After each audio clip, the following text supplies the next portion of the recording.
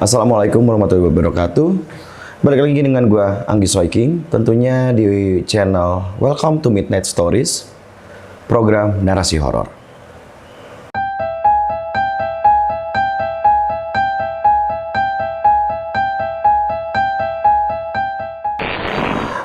Baik sahabat, kali ini gue bakal menceritakan sebuah kisah misteri dari seorang pemuda ya, yang bernama Rama.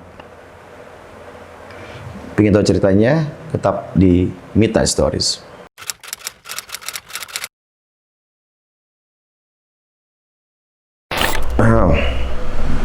Kisah yang menceritakan seorang pemuda berumur 26 tahun yang bernama Rama.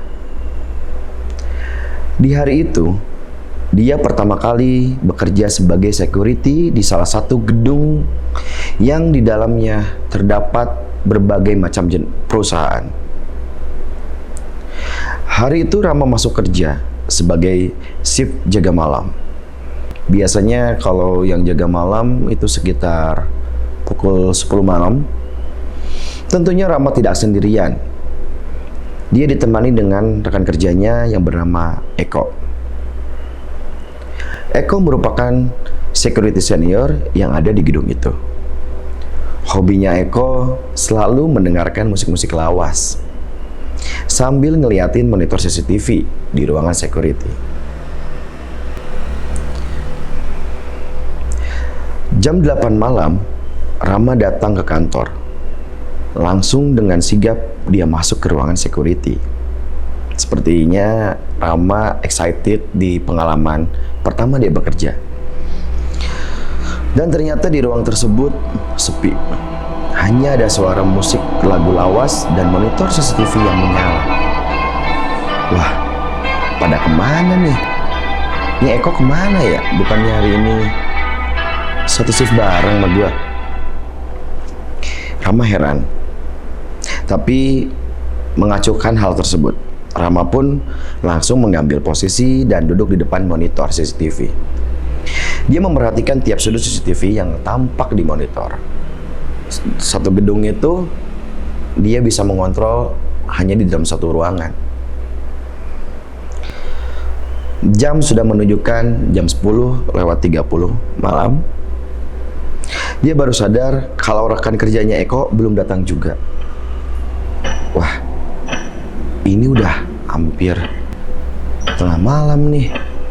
Si Eko kok belum masuk ya? Di dalam hati Rama, dia bercerita dengan dirinya sendiri. Tiba-tiba beberapa menit kemudian di CCTV tampak seorang laki-laki berjalan. Rama memperhatikan laki-laki itu. Lalu dia menghampiri laki-laki itu dan dia keluar dari ruangannya. Siapa tuh laki-laki itu? Wah, jangan-jangan ini maling nih. Rama bergesa-gesa. Pada saat keluar ruangannya, tiba-tiba Eko muncul. Rama kaget.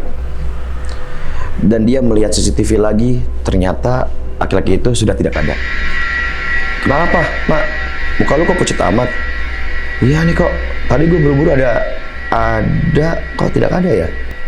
Tadi gue lihat di monitor 3, itu ada laki-laki kok.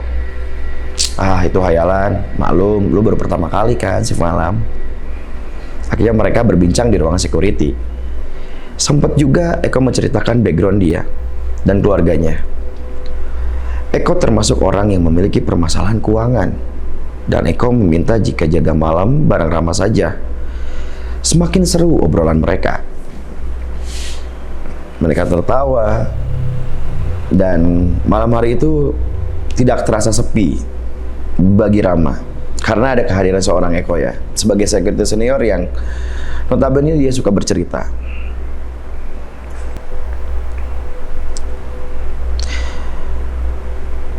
Tiba-tiba Eko melihat ada penampakan yang tertangkap di CCTV.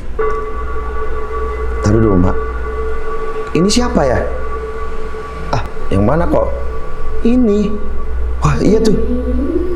Ada seorang perempuan berada di basement. Mereka berdua terkaget-kaget dan heran. Eko menyuruh Rama lari ke basement untuk melihat situasi. Rama pun berlari. Mak, mending lu cepet deh ke basement, kontrol. Siapa tuh maling. Baik kok. Dengan tergesa-gesa Rama pun lekas menuju ke basement.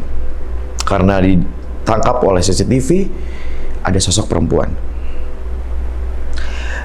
Tiba di basement, ternyata tidak ada siapa-siapa. Yang dia lihat hanya ruangan kosong yang sunyi dan gelap. Kebayang sahabat, basement, tengah malam, di sebuah gedung berlantai sekitar 14 lantai, pastinya sepi dan mencekam. Akhirnya Rama balik lagi ke ruangan security sambil dia melihat kamera CCTV yang berada di basement. Dia menghadap untuk memberikan tanda tidak ada apa-apa kepada Eko. Dia melambaikan tangan. Kok tidak ada apa-apa, aman, menunjukkan jempolnya. Dengan tambahan dia berbicara ke Eko melalui handy talkie. Aman bang. Lama berjalan menuju ruangan security, pelan sambil santai. Kok bulu kuduk? Gua merasa merinding ya, katanya. Tapi Rama mengacukan sambil Eko membalas lewat handy talkie-nya. Ayo mak, cepetan nih. Ini gorengannya keburu dingin. Ya bang. Akan tetapi tiba-tiba Eko mendengarkan suara berisik dari handy talkie-nya. Hah?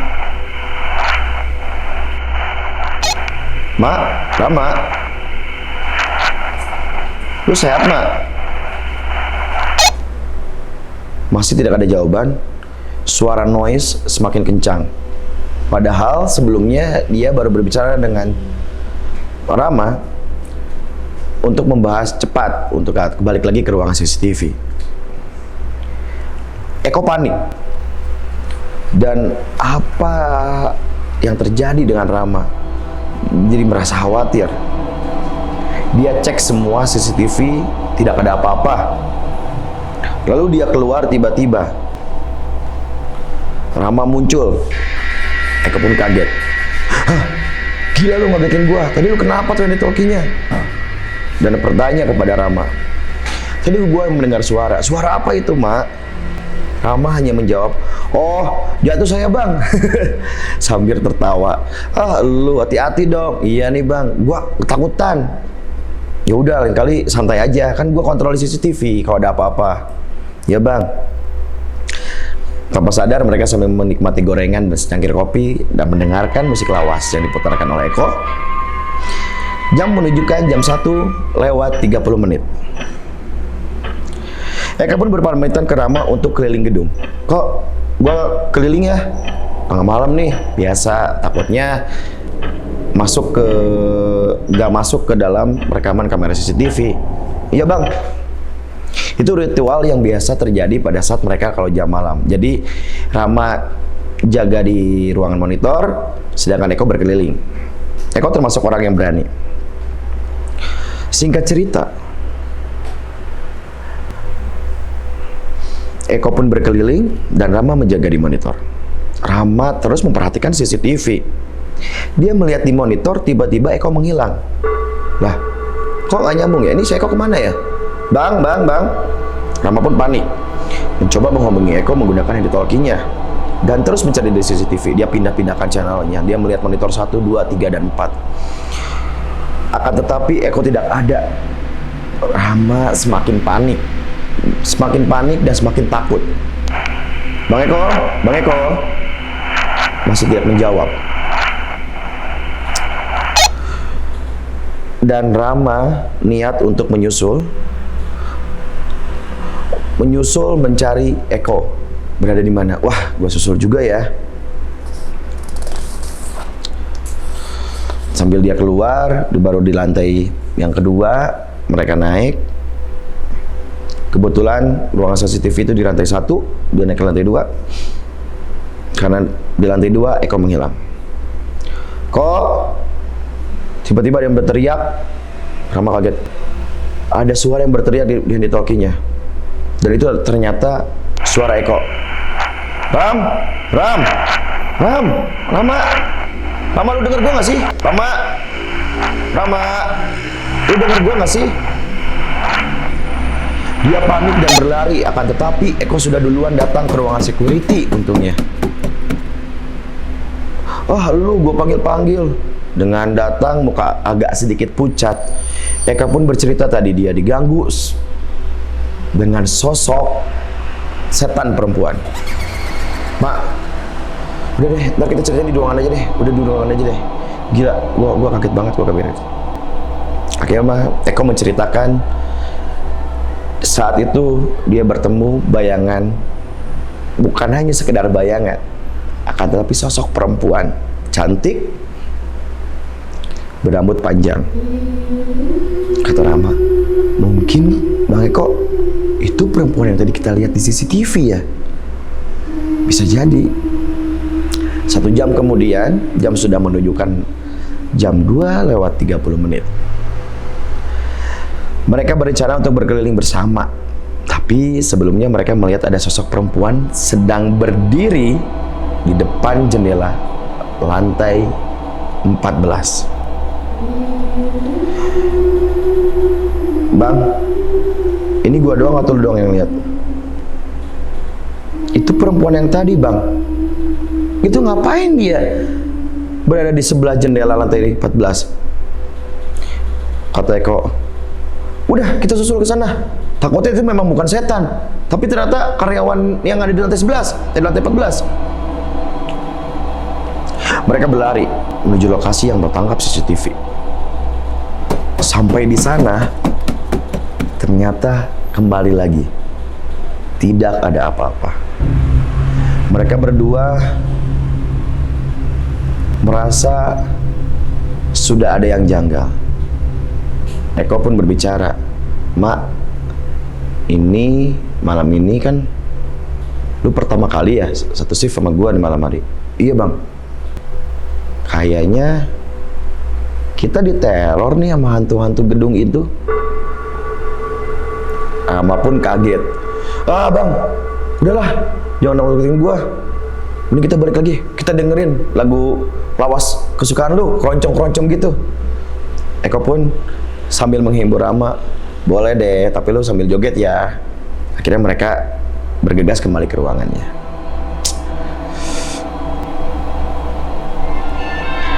Setelah mereka kembali, mereka seperti biasa melakukan ritualnya, melihat monitor, belum tidak ada apa-apa, sambil ketawa-ketawa, dan sampai tertidur mereka di ruangan security. Pagi hari, mereka terbangun dari tidurnya yang persis berada di ruang security. Eko tertidur pulas di sofa, sedangkan Rama tertidur di meja monitor CCTV atau monitor security. Dan mereka keluar tiba-tiba, mereka kaget di pagi hari itu. Bang, kata Rama, kok orang rame ya itu ngerebutin di basement? Ada apa ya?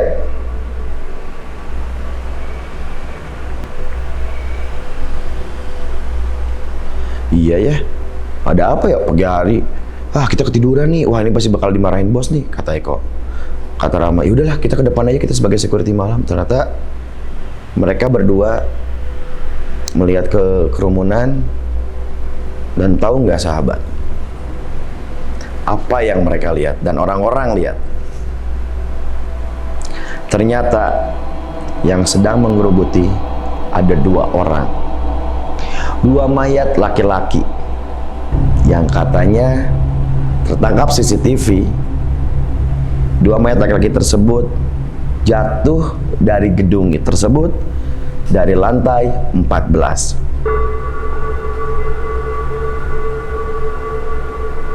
Yang semakin jelas lagi di rekaman CCTV dan di kerebutan itu, dan ternyata mayatnya adalah Eko dan Rama.